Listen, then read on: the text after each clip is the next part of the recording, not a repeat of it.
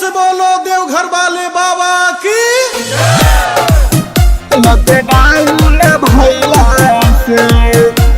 Music by Rakesh Mithun Brothers. Presented by Unique Films.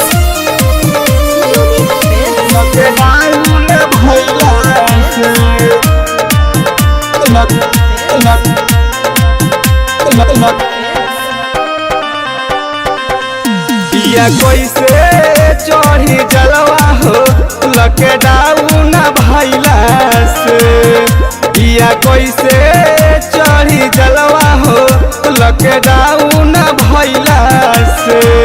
न गाड़ी चलता न गाड़ी मिलता, न गाड़ी चलता न गाड़ी मिलता, न देता टिकट कहला से। या कैसे चढ़ी जलवा हो लॉकडाउन भइला से। या कैसे चढ़ी जलवा हो लॉकडाउन भइला से। Lockdown recording studio Chanpatia.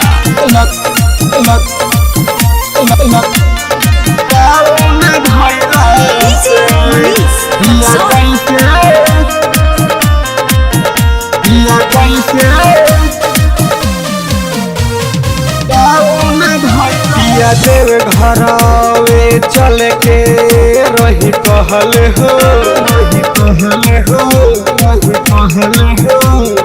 ओही जा चढ़ती जाके हम जलवे हो। या देव घरवे चल के रही कहले हो, ओही जा चढ़ती जाके हम जलवे हो। मन घबराता ये राजा कोरोना वैला से, कोरोना वैला से। पिया कैसे चढ़ी जलवा हो लॉकडाउन भइला से।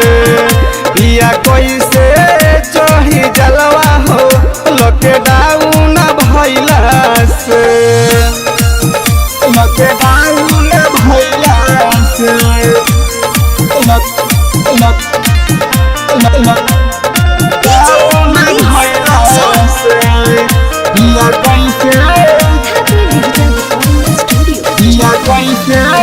चढ़ी जलवा हो बोलो लहंगा चाही हमरा महंगा हो।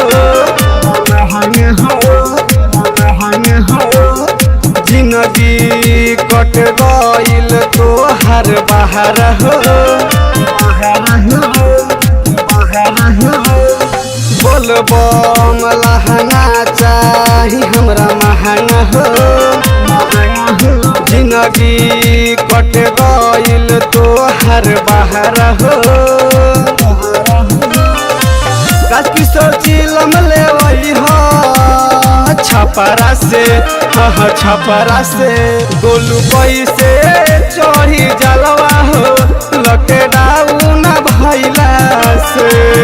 गोलू कैसे चढ़ी जलवा हो लॉकडाउन भइला से। हैप्पी डिजिटल रिकॉर्डिंग स्टूडियो सावु विवाह भवन के पीछे वार्ड संख्या 6 चनपटिया।